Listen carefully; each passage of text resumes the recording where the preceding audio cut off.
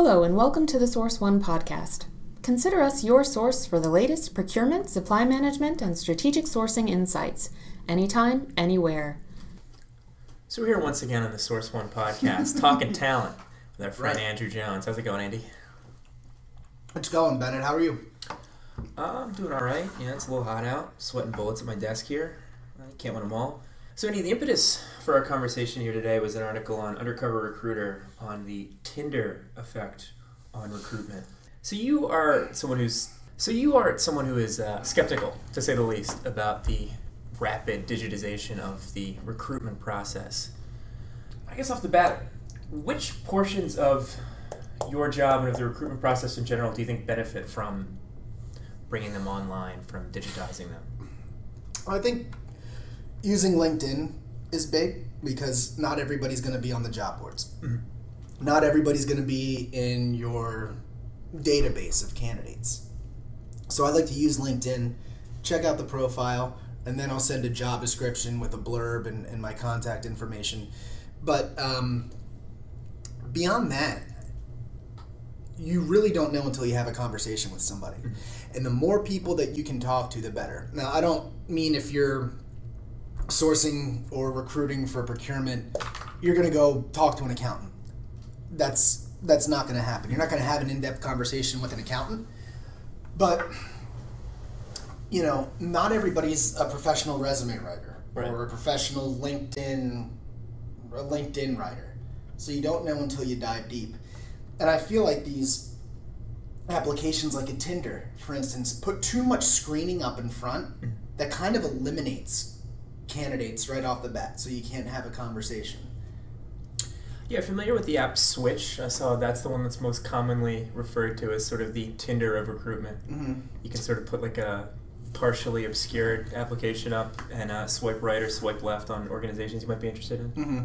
Yeah, there was somebody that was talking to me about a software where it automatically comes out, and I don't know exactly how it's filtered, but people request what the salary range they want to have. So let's say it's 85 to 90, and maybe the position I have offers 80 to 83. Well, automatically it disqualifies that candidate. There are a lot of things to look at with a job, and I can give you a concrete example. I had recruited for a nonprofit agency a couple years ago, and I actually wound up placing about 5 people there over the course of about a year. And when I, would speak with a candidate, let's say the nonprofit was offering a salary of like $50,000, and there would be a candidate that says, "No, you know what? I make $55,000." But the nonprofit I recruited for, there was no deduction coming out of the pay stub at all for health benefits. So let's say you're looking at $600 a month for health benefits, and you make $55,000 a year. Or you look at zero coming out of your paycheck each month and you make $50,000 a year. Mm-hmm. You actually wind up netting more at that $50,000 mark than you would at $55,000. Uh-huh. And that's the sort of nuance you miss out on when your application process is completely digital and it's all just bullet points on either the resume or the job listing. Absolutely, yeah. I think you do yourself a disservice, and you do your candidates a disservice, and you do your clients a disservice. You're right. You check off what you are explicitly looking for. I can't tell you how many automated emails I get saying, like, you might be interested in this senior marketing executive position. Like, well, because I said marketing, they for all of the ease that they're supposed to add to the application process, it just seems like, I don't know, it's oftentimes a lot of noise. Yeah, especially in recruiting, I couldn't tell you how many recruiters I've worked with where we'll have candidates in an internal database, and let's say a resume hasn't been updated since 2014, or we have a candidate in from 2014 that applied to a job we didn't speak with.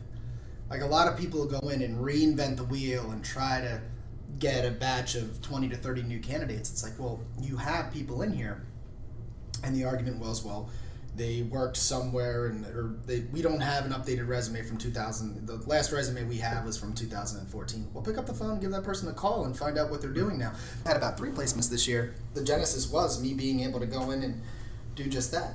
This person hasn't had it updated since 2015. What are they doing now? Pick up the phone, call and talk. Well, that's the thing too. It's just I feel like it's easy to make so many assumptions when you have this stuff online. Like if someone hasn't updated their resume, obviously they aren't still looking for jobs or anything like that. Like people forget their passwords. People forget that they put their job up on sites. I mean, I don't know. Yeah, leaving it entirely up to the computers never seems like a good idea. I was reading an article and it said that software weeds out the weak rather than finding the best. I mean, would you agree? Are companies settling oftentimes when they fully digitize that process? I agree with that. Yeah, so it gives you the opportunity to swipe left on a bunch of like, why'd you apply in the first place type people without actually, elevating those top candidates. Yeah, I mean, I think I think a lot of this job is time and hours that you've got to put in. There's really no way around it if you want to be successful at it.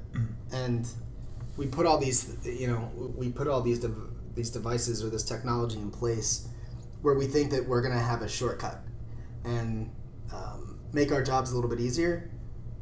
Well, if this job was easy, everybody would do it. Right. And it's not, so everybody doesn't do it.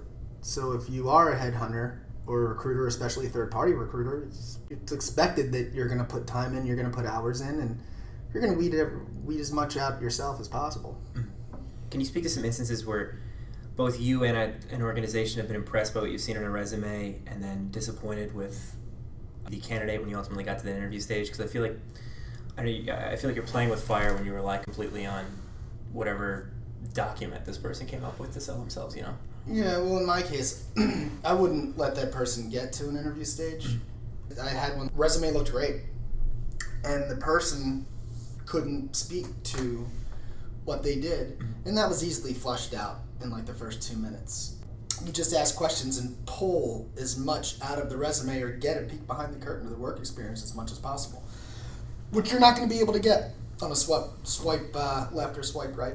Well, it's interesting, too, that you said the holes in this person's resume revealed themselves within a few minutes. You mentioned the extra effort that goes in with being a recruiter. Sometimes that extra effort is, in certain instances, it's a minute and a half of extra effort to stop, a company from wasting their time and money interviewing, further vetting a candidate like that. Yeah. Exactly. If somebody stutters and stammers.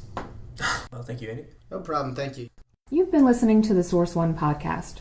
For more strategic sourcing and procurement insights every day, visit our blog, The Strategic Sorcerer. Want to provide feedback or suggest a topic for a future episode? Let us know at prrequest@sourceoneinc.com. Thanks for listening.